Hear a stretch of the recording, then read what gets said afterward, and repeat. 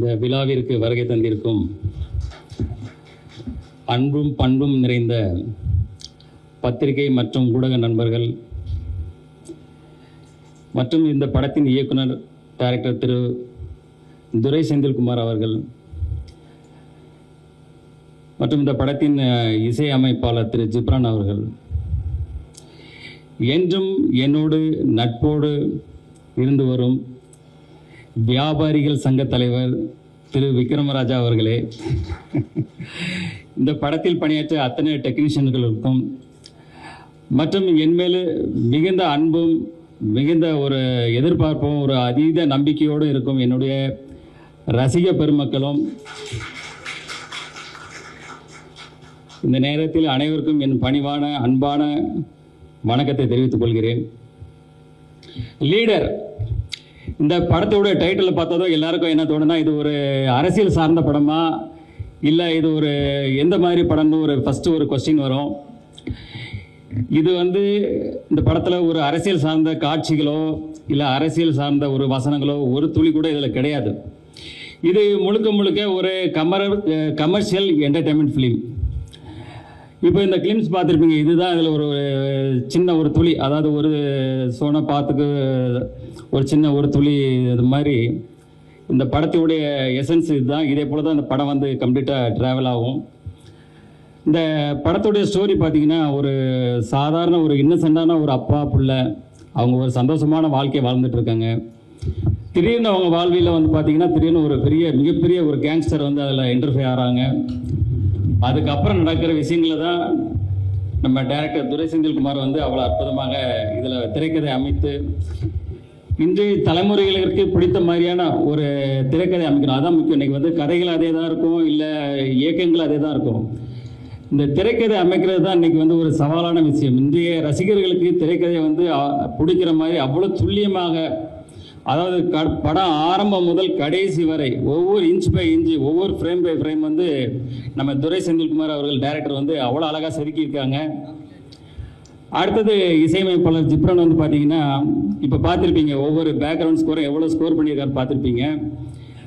அதே போல் அவருடைய background score அந்த படத்துக்கு மிகப்பெரிய ஒரு பலமாக இருக்குது. அதே போல் படத்தின் கதையோட்டத்துக்கு தகுந்த மாதிரியான சாங்ஸ் இந்த படத்தில் அவர் ரொம்ப அழகாக கொடுத்துருக்கிறாரு.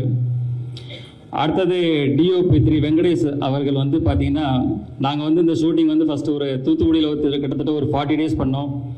அதுக்கப்புறம் வெளிநாடான ஜார்ஜியாவில் ஒரு கிட்டத்தட்ட ஒரு 15 days பண்ணோம். ஆஃப்டர் தட் ஜெய்ப்பூர், ஊட்டி, அப்புறம் சென்னையில் லாஸ்ட்டு கிளைமேக்ஸ் ஃபைட், அதே போல் எல்லா விஷயங்களும் பண்ணும்போது அவ்வளோ அற்புதமாக இருக்கும். நீங்கள் அந்த ஸ்க்ரீனில் பார்க்கும்போது அவருக்கு இந்த படம் அவர் வாழ்வில் அடுத்த கட்ட உயரத்துக்கு எடுத்துகிட்டு போன்றதில் ஒரு துளியும் சந்தேகம் இல்லை. அடுத்தது எடிட்டர் பிரதீப் ராகவ். அவர் பார்த்தீங்கன்னா, இப்போ சமீபத்தில் உள்ள படங்களான டிராகன், ஜனநாயகன் போன்ற படங்களில் பணியாற்றினவர். இந்த படத்தை அந்தளவுக்கு கிறிஸ்பாக, அந்தளவுக்கு ஒரு ஷார்ப்பாக ஒரு ரொம்ப அழகாக பண்ணியிருக்காரு. அவருக்கு என்னுடைய வாழ்த்துக்கள். அடுத்தது ஆர்ட் டைரக்டர் துரைராஜ். அவர் பார்த்தீங்கன்னா, இது செட்டாக இல்லை நிஜமாகவே அப்படி இருந்ததுன்ற அளவுக்கு தான் ஒரு வியப்பாக இருக்கும். அந்தளவுக்கு ஒரு யதார்த்தமான ஒரு செட் அமைச்சு அவர் சிறப்பாக பணியாற்றியிருக்காரு. அவருக்கு என்னுடைய வாழ்த்துக்கள். இதில் அடுத்த ரொம்ப இன்ட்ரெஸ்டிங்கான ஒரு பர்சன் யாருன்னு பார்த்தீங்கன்னா, எங்கள் செட்லேயே மகேஷ் மேத்யூ ஸ்டன் மாஸ்டர்.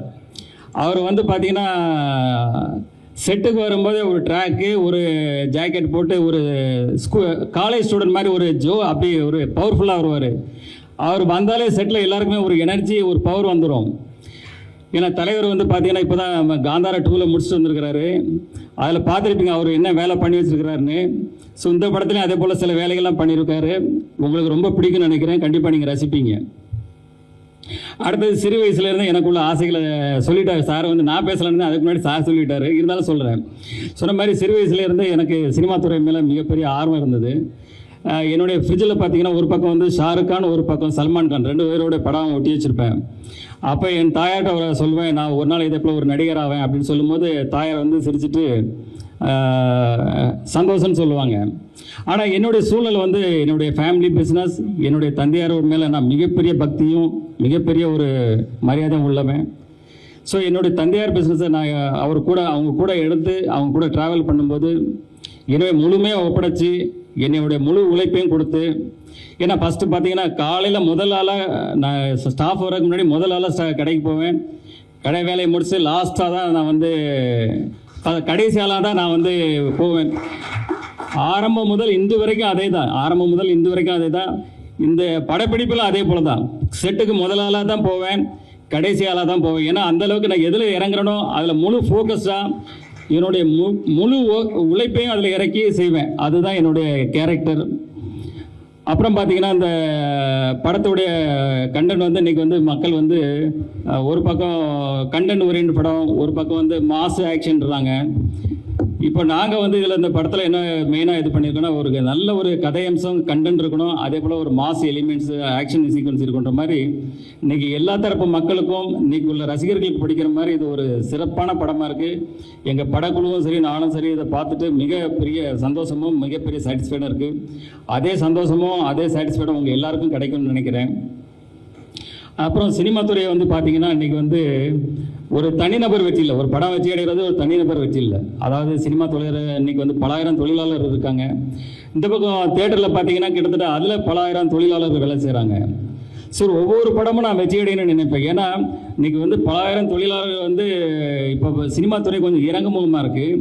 இன்றைக்கி பல ஆயிரம் தொழிலாளர்களுடைய வாழ்க்கையை வந்து கொஞ்சம் அவங்களுக்கும் வேலை வாய்ப்புகள் குறையுது, புதுசாக வர்றவங்களுக்கும் வேலைவாய்ப்பு ஒழுங்கான முறையில் கிடைக்கும்ன்றது.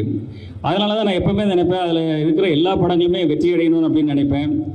அதே போல் பத்திரிகையாளர்களை நீங்களும் இந்த சினிமா துறை வளர்கிறதுக்கு உங்களுடைய முழு சப்போர்ட்டையும், அது சினிமா துறை மறுபடியும் எழுச்சி பெறதுக்கு உங்கள் அனைவருடைய சப்போர்ட்டும் வேணும்னு கேட்டுக்கிறேன். இந்த படத்தினுடைய சிங்கிள் வந்து வர்ற 14ஆம் தேதி காதலர் தினத்தன்றி முதல்ல இது வெளியிடும் முதல் சிங்கிளை. அப்புறம் வந்து பார்த்தீங்கன்னா மார்ச் 6ஆம் தேதி வந்து கிளிம்ஸ் வெளியிடுறோம். அது இதே போல் ஒரு இதோட பவர்ஃபுல் பேக்கடாக இருக்கும். அது நீங்கள் வரும்போது பார்ப்பீங்க. அடுத்தது இந்த படத்தை வந்து ஏப்ரல் மாதத்தில் ரிலீஸ் பண்ணுறதுக்கு எல்லா வேலைகளும் போயிட்டுருக்கு. அதுக்கு முன்னாடி ஒரு 10-12 நாளைக்கு முன்னாடி நாங்கள் வந்து ஆடியோ ஃபங்க்ஷன் வந்து ரொம்ப கிராண்டாக பண்ணணும். அதுக்கான வேலைகளும் போயிட்டுருக்கு. அந்த நேரத்தில் ப்ரெஸ்ஸு உங்கள் முன்னாடி தான் எல்லா இதுவும் நடத்துவோம். உங்கள் எல்லாருக்கும் இப்போவே உங்களுக்கு இன்விடேஷன் பண்ணிடுறேன். எல்லாரும் கலந்து கொண்டு இந்த விழாவை சிறப்பாக செய்யணும்னு இப்போவே வேண்டி கேட்டுக்கிறேன். அதே போல் இந்த ஆடியோ ஃபங்க்ஷன் விழாவில் ரசிகர்களாகட்டும், அதில் கலந்து நடித்து அதில் ஒர்க் பண்ண எல்லா டெக்னீஷியன்ஸ், அதே போல் ஆல் ஆர்டிஸ்ட் எல்லாருமே அதில் கலந்துக்கிடுவாங்க. அதுக்கப்புறம் தொடர்ந்து படத்துக்கான ப்ரொமோஷன் உங்கள் மீடியா உங்கள் கூட தான் இணைந்து செயல்பட போகிறோம். நீங்கள் எல்லாம் தொடர்ந்து எங்களுக்கு ஆதரவு தரணும். மீண்டும் ஒரு முறை உங்கள் எல்லாருக்கும் நன்றியும் வணக்கங்களையும் கூறிக்கொண்டு உங்களிருந்து விடைபெறுகிறேன். நன்றி, வணக்கம்.